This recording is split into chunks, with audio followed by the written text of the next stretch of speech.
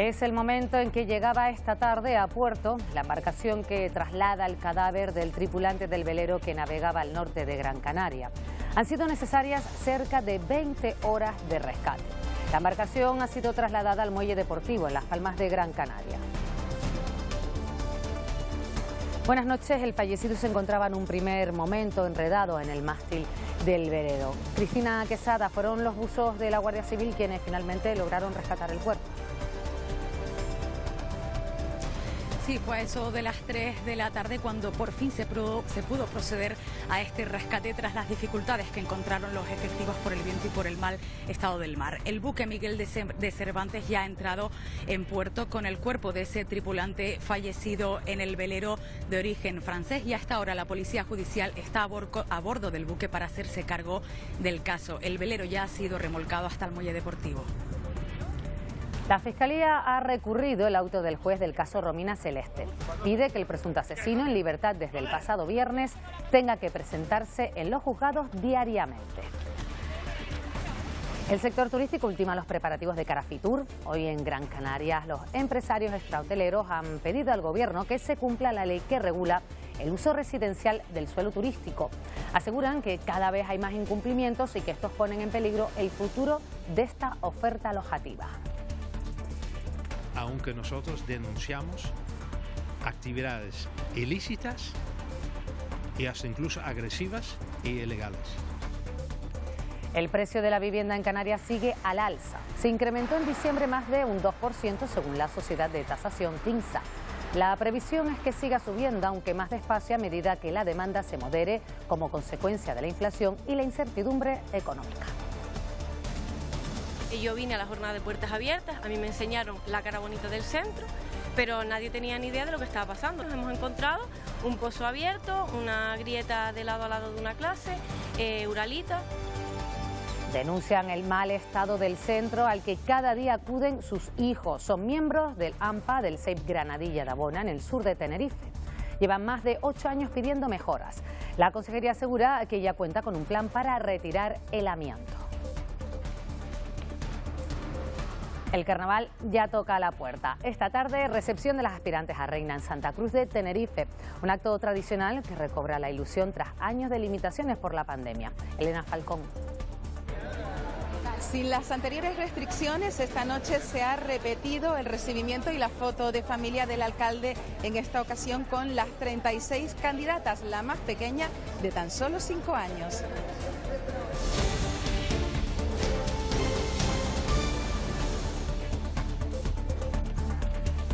La Fiscalía ha pedido a la audiencia de Las Palmas que el presunto asesino de Romina Celeste tenga que presentarse cada día en los juzgados y no una vez a la semana. Consideran que el riesgo de fuga es altísimo. Además, hoy el exministro de Justicia, Rafael Catalá, se ha pronunciado sobre este caso, considerando sorprendente que Raúl Díaz se encuentre en libertad. El Ministerio Fiscal insiste, tal y como hiciera el pasado 9 de enero, en que Raúl Díaz debe personarse diariamente en sede judicial y no semanalmente hasta que se señale la fecha del juicio. La situación creada con la puesta en libertad del presunto autor de la muerte de Romina, tras haber agotado el tiempo de prisión provisional, ha sorprendido al exministro de Justicia. Es preocupante que en 4 años el sistema judicial no haya sido capaz de agilizar la celebración de un juicio en esos términos. Habría que tener información que ha pasado para que por parte del juzgado competente en esta materia y la Fiscalía se hayan agotado los tiempos de la prisión provisional sin proceder. La plataforma Todos Somos Romina no entiende que se esté dando a Raúl Díaz lo que consideran un trato de privilegio. Nos parece tan injusto que se le haya dado todo este privilegio, hasta de inclusive viajar y fijar su domicilio en Madrid. El Tribunal Superior de Justicia de Canarias ha designado al presidente de la Audiencia Provincial de Las Palmas para que investigue las posibles disfunciones que hayan podido darse en este procedimiento. Y sobre este caso se ha pronunciado el nuevo fiscal jefe de la provincia de Santa Cruz de Tenerife, José Luis Sánchez Jáuregui, que ha tomado hoy posesión de su cargo en sustitución de María Farnés. Jáuregui apunta a que peleará para que la justicia sea rápida y efectiva y aclara que, por fortuna, extremos como este, en el que el presunto asesino ha quedado en libertad, son muy poco frecuentes. Entre sus objetivos, el nuevo fiscal quiere reforzar la protección a las víctimas. La reforma del Código Penal pone en duda las condenas impuestas a casos de malversación de caudales públicos como el de las Teresitas. El abogado del exalcalde de Santa Cruz de Tenerife, Miguel Serolo, ha confirmado que no afectará a los ya condenados por este caso. Abril de 2018, Miguel Serolo era condenado a 7 años de prisión y 17 años y 6 meses de inhabilitación absoluta. El origen, el llamado caso Las Teresitas. En esa operación, el Ayuntamiento santacrucero, del que entonces Serolo era alcalde, abonó cantidades muy superiores a las establecidas en la tasación a los conocidos empresarios Antonio Plasencia e Ignacio González en la compraventa de los terrenos del Frente de Playa. La revisión del delito de malversación planteaba la duda de si las penas para este caso podrían sufrir modificaciones. La Fiscalía no va a revisar bastante ya con esta revisión que hemos tenido de la ley, de la última reforma de la Ley de Libertad Sexual, pero en todo caso tendremos que estudiarlo y lo estudiará también la sala correspondiente.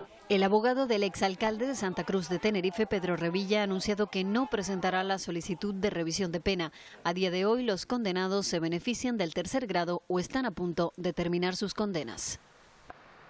Continúa la confusión en torno al nuevo protocolo del aborto implantado por el Gobierno de Castilla y León. Mientras el presidente del PP insiste en que algunas de las medidas no serán de obligado cumplimiento, su vicepresidente de Vox matiza. Y en medio de esta discrepancia entra en vigor un protocolo que contempla medidas tan polémicas como incorporar durante el primer trimestre una ecografía para que los progenitores escuchen el latido fetal o una ecografía 4 dimensiones antes de interrumpir el embarazo. También establece la necesidad de ofrecer atención psicológica y un periodo de reflexión de al menos 3 días e insiste en el derecho de los médicos a la objeción de conciencia. El Gobierno central ya ha realizado un requerimiento oficial contra la aplicación de estas medidas. El Gobierno dispuesto a todo para frenar el plan antiaborto de Castilla y León. El Gobierno de España está determinado a no permitir que se contravenga la legalidad vigente y especialmente los derechos de las mujeres. El plan promovido por Vox obligaría a los médicos a informar a las mujeres que quieran abortar de la posibilidad de escuchar el latido fetal, aunque el presidente Mañueco lo niega. Pero lo que sí que va a ser obligatorio a partir de hoy es ofrecer la posibilidad de tener la información. Y ahí es donde está el matiz. No se obligará a los médicos a nada, no se obligará a las mujeres embarazadas a nada. Feijóo no se pronuncia, pero otros populares sí. Vox acude al rescate mediático de Sánchez. Dicho de otra manera, por si a alguno no le queda claro, Vox es un chollo para el gobierno de Sánchez y Podemos. Una improvisación de estas características para la que no tenían luego ni siquiera una respuesta, me parece que es innecesario. Mientras PSOE y Unidas Podemos presionan. El Partido Popular permite que convirtamos los derechos de las mujeres en lo que está pasando en Hungría. El Gobierno advierte que no se pueden vulnerar los derechos de las mujeres. Este es el comunicado que el Gobierno ha emitido explicando el requerimiento que ha solicitado a la Junta de Castilla y León para que no aplique las nuevas medidas sobre el aborto. Exponen que utilizarán todos los mecanismos para defender la libertad de las mujeres y su derecho a interrumpir voluntariamente el embarazo, como recoge la normativa vigente. Además, dicen que se extralimitan de las competencias que corresponden a esta comunidad autónoma. ¿Qué tipo de requerimiento es? El propio Estado reconoce que no hay una norma jurídica como tal de la comunidad autónoma y lo que se le insta a la comunidad autónoma de Castilla y León es a que no apruebe la norma. Al estar en esa fase previa, anterior a la aprobación de la norma, es un requerimiento de corte político. ¿Cuáles son esos mecanismos extras que nombra el Gobierno en el comunicado? En un Estado de Derecho, las controversias se solucionan acudiendo a los tribunales. ¿Y ahora cómo son los tiempos? Los tiempos de respuesta de la Administración de Justicia son lentos, de muchos meses o incluso a lo mejor algún año hasta que haya una sentencia definitiva. También se ha planteado la posibilidad de que pueda aplicarse el artículo 155 de la Constitución, como ya vimos en Cataluña en 2017, con el fin de intervenir las competencias en sanidad. Pero el Gobierno dice... El Gobierno no está ahí. Lo que estamos es, trasladamos ayer un requerimiento a la Junta de Castilla y León. Porque ya el Tribunal Constitucional ha dicho reiteradamente que la aplicación del artículo 155 solamente procede cuando no existen otras vías ordinarias. Y en medio de comunicados, requerimientos y reacciones han comenzado ya este lunes a aplicarse esas nuevas medidas. ¿El registro? Aumentan los litigios en España. Según datos del Consejo General del Poder Judicial, cada año se presentan 6 millones de asuntos en los tribunales. De ellos, 2,5 millones son asuntos mercantiles y civiles. Para ser más eficaces en la resolución de conflictos, la Cámara de Comercio cuenta con un servicio de mediación. Hoy se ha celebrado en Las Palmas de Gran Canaria una jornada para potenciar la competitividad de las empresas, en las que se han dado las claves de la mediación como vía más rápida para resolver los problemas y encontrar soluciones alternativas a los procesos judiciales. Nuestro país es un país que le encanta mucho judicializar los conflictos, y nosotros lo que pretendemos es justamente lo contrario, que las empresas tengan un espacio en la Cámara de Comercio gestionado por profesionales y que estos ayuden a solucionar los conflictos de las empresas. Y hoy los letrados de la Administración de Justicia han convocado una huelga indefinida a partir del 24 de enero que paralizará todos los juzgados y tribunales de España. Le han enviado al presidente Sánchez una carta para pedirle un ajuste, ya que desde 2009 asumieron un aumento de competencias que no se reflejó en un aumento en la retribución. Queremos dejar claro que no es un aumento salarial, es una adecuación salarial al aumento que hemos asumido. La tenemos convocada para el día 24 de enero y efectivamente va a paralizar los juzgados, ya que nosotros, los letrados de la Administración de Justicia, somos los fedatarios públicos, de forma que no se puede realizar ninguna actuación sin que nosotros estemos presentes. El sector turístico ultima los preparativos de cara a Fitur. Hoy en Gran Canaria, representantes de la Federación de Empresarios Extrahoteleros han criticado que no se cumpla con la ley de suelo. Aseguran que cada vez hay más apartamentos en zona turística que se utilizan como residencia habitual. Una práctica, sostienen, que incumple con la norma y que pone en peligro el futuro de esta oferta alojativa. Piden a las instituciones que controlen esta situación. Nosotros denunciamos actividades ilícitas y hasta incluso agresivas y ilegales. Que queremos calidad, legitimidad y legalidad en la acción nuestra. Pero la legitimidad lo estamos dudando, porque sí existe, pero no se aplica. Según el último informe de la sociedad de tasación TINSA, continúa subiendo el precio medio de la vivienda en Canarias. La previsión es que lo siga haciendo, aunque más despacio, a medida que la demanda se modere como consecuencia de la inflación y la incertidumbre económica. Nos lo cuenta Samuel López. En diciembre de 2022 el precio medio de las viviendas en las islas nuevas o usadas aumentó un 2,2% si lo comparamos con el año 2021, el mismo mes de ese año. Si nos fijamos en la variación mensual, el precio de los inmuebles en Canarias ha aumentado un 0,1% respecto a noviembre de 2022. Se confirma así esa tendencia al alza del precio de los inmuebles, aunque el aumento no es tan elevado si lo comparamos con la media nacional. En España el precio medio de las viviendas ha aumentado un 8,4% respecto al año pasado y el incremento mensual ha sido del 0,4% respecto a noviembre de 2022. En el archipiélago el precio medio de las viviendas ha aumentado hasta un 30% desde las cifras previas a la crisis económica del año 2008. Quizás nos veamos para el 2023 con dos velocidades de mercado inmobiliario, ¿no? De comportamiento, por decirlo así. Aquellos lugares donde no hay oferta de viviendas, pues apenas se verán cambios significativos en el precio, y aquellos lugares donde sí existe algo de oferta de vivienda podemos encontrarnos ajustes en el precio. Poner en el mercado las viviendas vacías en La Palma es la opción que maneja el Cabildo de la isla para facilitar el acceso al hogar a aquellas personas afectadas por el volcán sin residencia definitiva. Una petición que ha elevado a otras administraciones para conseguir elaborar un plan conjunto. 1.345 edificaciones de uso residencial quedaron sepultadas bajo la lava durante la erupción volcánica. A esta cifra hay que añadir varias decenas en zona de exclusión por gases en Puerto Naos y La Bombilla. Desde el Cabildo de La Palma se solicita un impulso económico para poner en el mercado la vivienda vacía. Un plan para que las viviendas vacías estén en el mercado de alquiler. Un plan específico para La Palma.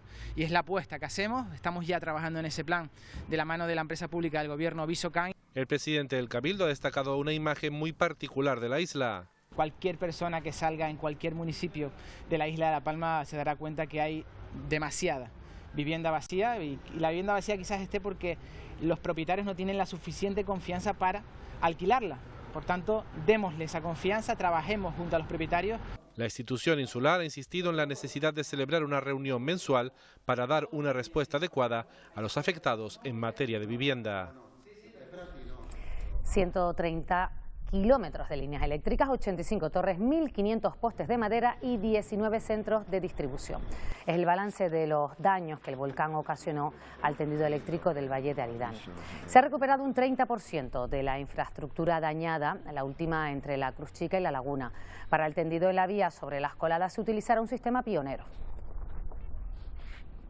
Lo hacemos con un sistema novedoso, con una canal prefabricada sobre la superficie, porque por debajo, enterrado, la temperatura sube tanto que los conductores no aguantarían. En aéreo tampoco resistirían las cimentaciones de los apoyos. Se complica la gobernabilidad en el Cabildo de Fuerteventura para el presidente Sergio Lloret. Este lunes el secretario de la institución emitió un informe en el que rechazaba la posibilidad de que el Consejo de Gobierno se pueda seguir conformando con la presencia de los dos únicos consejeros actuales y confirma que son necesarios al menos 3.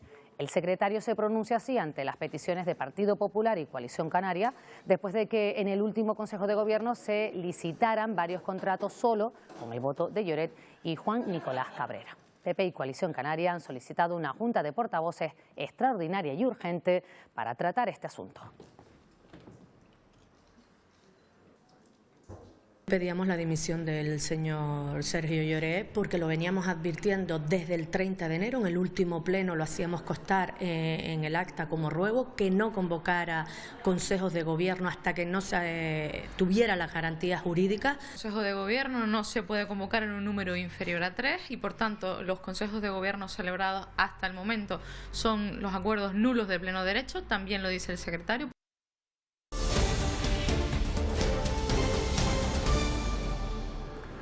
La realeza europea ha despedido hoy al exmonarca Constantino de Grecia, hermano de la reina emérita Sofía. El funeral se ha celebrado esta mañana en la Catedral Metropolitana de Atenas. Han asistido cerca de un centenar de personas, entre ellas la familia real española. Los reyes eméritos llegaron acompañados de sus hijas y nietos. 20 minutos después llegaron los reyes Felipe y Leticia. En esta ocasión no se sentaron juntos. Por protocolo, solo los monarcas en el poder ocupaban la primera fila. Tras la ceremonia, los restos mortales fueron trasladados al cementerio en las antiguas fincas reales. Como les hemos contado, rescatado el cadáver de un hombre que viajaba a bordo de un velero entre Fuerteventura y Gran Canaria. Salvamento Marítimo lo localizó herido y enredado en los cabos del mástil. Cristina Quesada, el cuerpo ya ha sido trasladado al puerto de la Luz y de Las Palmas. Sí, ha sido el Miguel de Cervantes el buque encargado de traer a puerto el cuerpo de ese tripulante fallecido a bordo de un velero de origen francés. Ha sido un rescate complicado de casi 20 horas en el que han intervenido varios medios y efectivos de salvamento marítimo y también los buzos de la Guardia Civil. Fue anoche cuando se dio el aviso de que había un velero a la deriva entre Gran Canaria y Fuerteventura. Primero fue rescatado uno de los tripulantes que fue trasladado hasta el hospital en estado de shock, pero el viento y el mal estado del mar han dificultado el rescate del segundo tripulante, que en un primer momento se localizó malherido y enredado al mástil. Hasta ahora la policía judicial está a bordo del buque haciéndose cargo del caso y el velero ya ha sido remolcado hasta el muelle deportivo. Y más asuntos, 2 personas han sido detenidas hoy en Santa Cruz de Tenerife tras provocar un aparatoso accidente. Ocurrió en pleno centro de la capital tinerfeña. La pareja, que carecía de la documentación del vehículo, intentó huir de la policía, se saltó un semáforo y en la huida, ya lo ven, colisionaron con 3 vehículos. 2 mujeres resultaron heridas de carácter moderado y tuvieron que ser trasladadas a un centro sanitario. ¡Qué fuerte! Y horas después, también en Santa Cruz de Tenerife, ocurría este otro accidente que provocaba importantes retenciones en la entrada de la capital. Un coche quedaba encajado bajo un camión después de que presuntamente se saltara un stop. Afortunadamente, la colisión no produjo daños personales. El ADN localizado en un vertedero de Toledo ha confirmado que los restos hallados pertenecen al niño desaparecido junto a su primo de Carabanchel. Ángel, de 11 años, desapareció el 10 de diciembre junto a su primo de 17 años. El cuerpo de su primo había sido hallado ya en el mismo vertedero, lo que llevó a rastrearlo y a localizar más restos biológicos que se han cotejado con el perfil genético del padre del menor. Un posible crimen. Hallazgo en el vertedero de Toledo, donde encontraron Y detenido en Palermo, Matteo Messina, el capo de la mafia más buscado de Italia. El jefe de la organización criminal Cosa Nostra, de 60 años, llevaba 30 fugados de la justicia. Estaba considerado como el último gran líder de la vieja organización que tuvo en vilo al país en los años 80 por sus sangrientos ataques. Su arresto cierra una etapa negra de Italia en la que la mafia puso en jaque al Estado. La Guardia Civil ha detenido en el sur de Tenerife un hombre de 62 años que, aprovechándose de su condición de personal de mantenimiento, mostraba viviendas de alquiler haciéndose pasar por agente inmobiliario y estafó más de 2.500 euros a 2 víctimas. Nos da más detalles Alba Grillo. Los hechos se produjeron cuando el acusado, que tenía acceso a las viviendas porque era parte del personal de mantenimiento de esas casas de alquiler, simuló ser agente inmobiliario. Enseñaba esos pisos a posibles y futuros inquilinos a los que estafaba. Y es que cuando realizaban esas visitas, las víctimas le entregaban el dinero en efectivo en valor, por ejemplo, de fianza. El presunto autor de la estafa les ponía excusas como mejorar la vivienda para entregárselas, pero desaparecía y los inquilinos no volvían a localizarlo. Los agentes iniciaron una investigación gracias a las denuncias de 2 víctimas a las que estafó más de 2.500 euros en falsos alquileres en casas del Palmar y Los Cristianos en el sur de Tenerife. Este hombre ya ha pasado a disposición judicial. Mostraba la vivienda y luego les exigía por adelantado el dinero en efectivo correspondiente tanto con el alquiler como con la fianza. Cuando no saben nada de esta persona, está totalmente ilocalizable una vez les han entregado el dinero, pues entonces empiezan a sospechar y presentan la denuncia en dependencias de la Guardia Civil. Y seguimos en el sur de Tenerife porque madres y padres del Colegio Granadilla de Abona denuncian la dejadez y el mal estado de las instalaciones. Aseguran que llevan más de 8 años pidiendo mejoras y que cada vez hay más desperfectos. Temen por la seguridad de sus hijos. Abandono, caos e inseguridad. Así describen las madres del CEIP Granadilla de Abona la situación en la que se encuentra este centro. Llevan más de 8 años pidiendo mejoras y cada vez encuentran más problemas. Yo me siento decepcionada porque realmente yo vine a la jornada de puertas abiertas, a mí me enseñaron la cara bonita del centro, pero nadie tenía ni idea de lo que estaba pasando. Hemos encontrado un pozo abierto, una grieta de lado a lado de una clase, uralitas, no nos contábamos con esto. Un muro de contención donde es el recreo de los niños que se está cayendo, está sujeto por palmeras, por los árboles, humedades, cristales rotos en el gimnasio y el amianto, que el colegio está lleno de amianto por todos lados. Las administraciones públicas competentes han tenido varias reuniones en el colegio con el fin de buscar soluciones. Y vemos la luz, un poquito. ¿Qué queremos? Las cosas por escrito y informes técnicos de lo que se va a hacer y que no quede pues en 20.000 visitas, 20.000 reuniones y 20.000 promesas. Desde el consistorio dicen que el CEIP cuenta con grandes problemas estructurales que no son de su competencia. Desde la Consejería de Educación valoran un informe técnico realizado el pasado viernes. Ya cuentan con un plan para retirar el amianto. El 70% de los estudiantes con necesidades educativas especiales, cuando terminan la educación básica, se quedan en una especie de limbo. Lo advierte el Consejo Escolar, que denuncia que no existen suficientes servicios para continuar con su formación. Este informe es el resultado de más de 2 años de trabajo analizando en Canarias la igualdad de oportunidades en el acceso a la educación. Hace una serie de propuestas de mejora para, sobre todo, garantizar el acceso universal de todo el alumnado a la educación. En él se pone de manifiesto que en el archipiélago hay más de 13.000 estudiantes con necesidades específicas de apoyo educativo y que el 70% de los alumnos con necesidades especiales se queda en un limbo cuando salen del sistema educativo.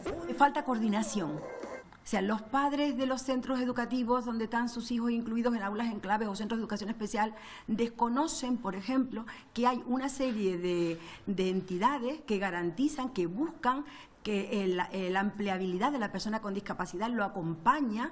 Solo una minoría de alumnos de aulas enclaves continúan con sus estudios, reclaman reforzar el personal, reducir ratios, así como formar al profesorado y al personal que les atiende. En origen, cómo se está saliendo formado de esas universidades, atender a una cantidad menor de alumnos, porque no solamente la diversidad, no solamente el alumnado con discapacidad, todos somos diversos dentro de un aula. Otra propuesta es fomentar el servicio de comedor y el transporte escolar hasta los cursos de bachillerato, especialmente teniendo en cuenta a los alumnos con dificultades económicas extremas, y seguir de forma generalizada con la escolarización de los menores de 0 a 3 años. La asociación El Defensor del Paciente recibió el año pasado cerca de 300 quejas por negligencias médicas en Canarias y califica la lista de espera quirúrgica como la tercera peor del país, con la demora más alta de los últimos 20 años.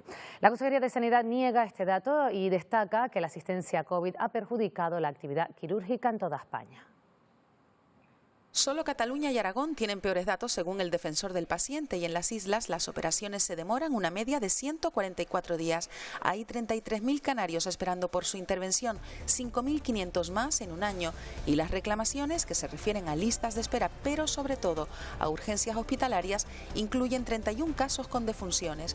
Con todo, Canarias registra el número más bajo de denuncias de la última década, menos de 300. La actividad quirúrgica ha aumentado un 15% y el Defensor del Paciente se refiere a una situación desbordada. Ha habido aumento de atenciones hospitalarias y también porque en la atención primaria falta personal, está claro que falta personal. Para el defensor se arrastra la resaca del COVID, es lo único que le reconoce la Consejería de Sanidad, que sin embargo desmiente que las listas de espera del año pasado hayan sido las peores en los últimos 20 años y subraya que en 2017 se alcanzaron los 186 días de espera quirúrgica. Los casos de COVID notificados en el último mes han seguido una tónica similar, cada semana rondando los 700 casos, pero destaca la cifra de fallecimientos de la última semana, 26, casi el doble que la semana del 13 de diciembre. Que incrementen los casos en esta época del año se debe a que coinciden las fiestas navideñas con el invierno. Para prevenir, Amos García, jefe de epidemiología, destaca la importancia de la vacuna de refuerzo. Lo que tenemos que hacer es procurar que ese incremento del número de casos no se transforme en una cifra insoportable como la que hemos tenido, por ejemplo, en las Navidades del año pasado. Por lo tanto, hagamos las cosas bien. Por favor, vacúnense si no tienen la segunda dosis de refuerzo. Es absolutamente necesario. España será pionera en Europa en cumplir con el control de la entrada de aparatos electrónicos al país. Se trata de frenar el impacto medioambiental, ya que sus componentes se pueden convertir en residuos peligrosos. Ese consumo lineal de usar y tirar ya no es posible en el mundo en que vivimos. Lo dicen los expertos y en este contexto España se convierte en pionera en la Unión Europea al controlar la entrada de aparatos electrónicos que no cumplan con la regulación vigente. No pueden entrar productos que no sean medioambientalmente sostenibles y además pues que tengan un diseño que no permitan volver a dar esa segunda vida a los componentes que tienen. Los componentes de los aparatos electrónicos se pueden convertir en residuos peligrosos si no se tratan de manera conveniente, constituyendo un serio problema medioambiental. El ecodiseño en este tipo de productos es fundamental para que luego se puedan tratar correctamente y no se conviertan en residuos peligrosos, sino se conviertan en recursos, en materia prima. Hablamos de impacto medioambiental positivo y también de economía circular. Ese hierro y ese cobre, ese aluminio de lo que están compuestos, volverlos otra vez a meter en el mercado económico para que vuelvan a generar otros productos. Si son enterrados directamente, eso sí que es el fracaso del sistema y ahí sí se convierte en un residuo. Máximo en Canarias, que es un territorio frágil, es un territorio ultraperiférico, no puede permitirse seguir enterrando residuos, sino tienen que darle una segunda vida a esos componentes. Una medida positiva para un fin urgente, frenar el impacto de los residuos electrónicos y potencialmente peligrosos para el medio ambiente. Un hámster, varios perros, un cochino y hasta una yegua han sido algunos de los protagonistas esta tarde en El Pinar, en El Hierro. Ha sido el turno de la bendición de los animales dentro de las fiestas de San Antonio Abad. Caen los últimos rayos de sol en el pueblo. Espectadores ya listos para celebrar su momento en la fiesta. No importa si son animales diminutos, apegados al corazón o de gran tamaño. se cumple con la tradición. Aquí esta bendición de los animales bajo la protección de San Antonio Abad en el Pinar. Las familias se han acercado hasta aquí acompañadas de sus compañeros de vida. Y a los pies del patrón, agua bendita. Todo el que tiene amor a los animales pues tiene que cumplir con las tradiciones. Por tradición y por hacer la fiesta. Siempre nos animamos todos los años a pasar el ratito aquí, a que los bendigan. Más allá de lo estrictamente religioso, este acto clama amor, respeto y admiración por estos seres extraordinarios. El Ayuntamiento de San Sebastián de la Gomera reconoce la labor de la Asociación de Mujeres Gara. En el pleno celebrado este lunes y con el voto a favor de todos los grupos políticos, concede el premio Méritos Humanos a este colectivo por su lucha por los derechos de la mujer y en contra de la violencia de género desde hace más de 3 décadas.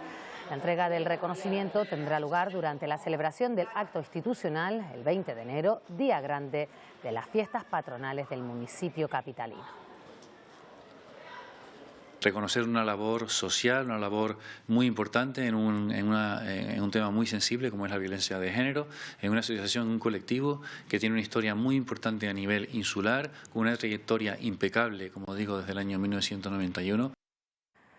El Carnaval de Santa Cruz de Tenerife está cada vez más cerca. Hace escasos minutos el Ayuntamiento de la capital ha recibido a las candidatas a reina en un acto en el que ha predominado la ilusión. Nos lo cuenta Elena Falcón. Se considera el primer acto del carnaval, el recibimiento de las aspirantes a reina aquí en el ayuntamiento. Son 36 candidatas, 6 más que el año pasado, que han llenado el salón de actos del consistorio de sonrisas e ilusión, acompañadas de familiares, patrocinadores y diseñadores. Antes de entregarle a cada una de ellas un ramo de flores, el alcalde las animó a disfrutar del carnaval. Ha dicho que se notan las ganas en el ambiente y que predomina la expectación por recuperar lo que perdimos en 2020. Después de este evento se va a celebrar el viernes una presentación pública de las candidatas a reina en la plaza del Auditorio Adán Martín para inaugurar oficialmente la fiesta. Realmente es un acto muy bonito, es el primer acto del carnaval y se combina por un lado la expectación de volver a recuperar el carnaval realizado de una manera tradicional con la ilusión de las candidatas y de sus familiares, que es tremenda, ¿no? Yo creo que es un acto sencillo, pero es un acto que marca un camino. En los talleres no hay descanso estos días, queda el sprint final. Este carnaval llega 6 meses después que el de 2022, lo que ha hecho modificar las agendas de trabajo. Estamos acostumbrados a trabajar siempre con un margen un poquito mayor y nos va a costar llegar, lógicamente. Nervios que en estos 2 talleres se viven de manera muy diferente, mientras que Santi Castro lleva 42 carnavales a su espalda. Para Noé es su primer año como diseñador de reina. Para sacar un proyecto así tan grande, que ya tanta elaboración, tantas horas de trabajo, hace falta mucha formación y mucha información de cómo hacer las cosas. Y al final, cuando empiezas de cero, es como, ¿y por dónde empiezo? Se estrena con Carla en la gala infantil. Que estamos súper felices, trabajando muy duro. Ya quedan 3 semanas llenos de piedras, purpurina, lentejuelas. No es tan fácil hacer un traje infantil, es complicado porque tiene muchos detalles. Yo a veces cuando empiezas una fantasía infantil puede llegar a ser más complicada en los detalles porque son muy minuciosos, mucho machango, mucha cosa pequeña. Consejo: ilusión y mucho trabajo. Trabajo que se verá recompensado cuando las candidatas luzcan sus fantasías sobre el escenario. Hay una fórmula matemática que sostiene que hoy, el tercer lunes de enero, es el día más triste del año. Factores como el fin de las Navidades, el clima o la cuesta de enero influyen en que hoy celebremos el Blue Monday. Si el problema tiene solución, ¿para qué te preocupas? Y si no la tiene, ¿para qué te preocupas? Suena bonito, pero no todos lo aplican. Hoy es el día más triste del año. cielos, qué horror! Lo del mayor día de bajona del año es una teoría que defiende este señor, el psicólogo Cliff Arnall, aunque aquí no se le vea muy apagado. Hasta desarrolló una fórmula matemática que sustenta este Blue Monday. En este interesante teorema entran en juego el clima, las deudas posnavideñas, el sueldo de enero, el tiempo transcurrido desde las Pascuas, el intento fallido por abandonar un mal hábito, las motivaciones y la necesidad de hacer algo. Lo provocan la cuesta de enero, el frío, la desmotivación. No sale en la ecuación, pero una cosa que parece ser que preocupa y mucho es todo lo que huela a trabajo. El tema del retraso en la edad de jubilación empieza a ser una de las principales preocupaciones para los rangos de mayor edad, y también, desde luego, la pérdida de empleo. En este Blue Monday nos embarga la pena y la melancolía, y eso hay que combatirlo. Ya hay quien lo hace con cada comienzo de semana.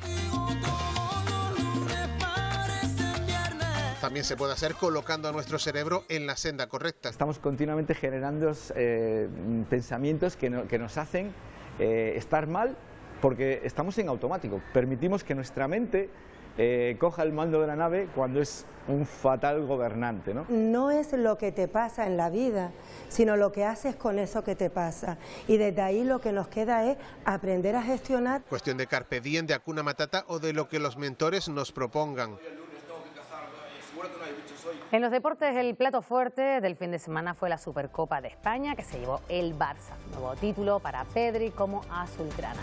En las Islas Tenerife y Unión Deportiva Las Palmas acentúan sus tendencias. Los amarillos, por cierto, que ya tienen trabajando Daniel Álvarez a su reciente fichaje. Sí, Pilar, ¿qué tal? Muy buenas noches. Ya se sabe, no hay tiempo que perder, ni un minuto, principalmente porque el viernes juega el equipo de García Pimienta.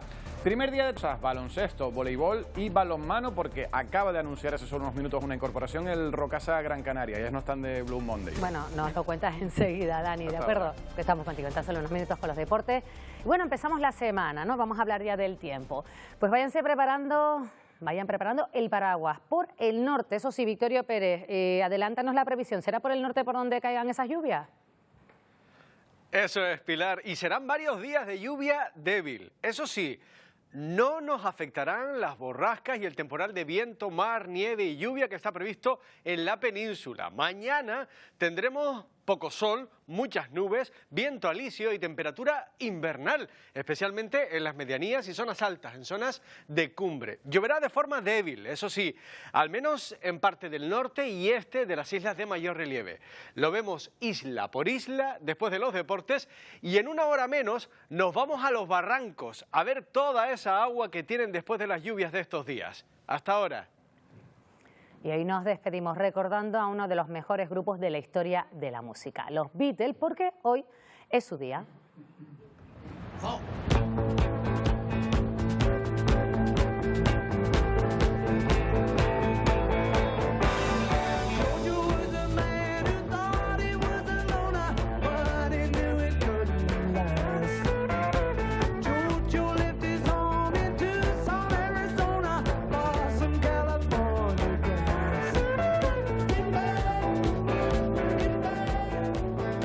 Algunos fans han establecido la celebración este 16 de enero porque es el día de la inauguración del Cavern Club, el pub de Liverpool, donde debutó el mítico grupo. Les dejamos con una de sus canciones más conocidas. Gracias por acompañarnos.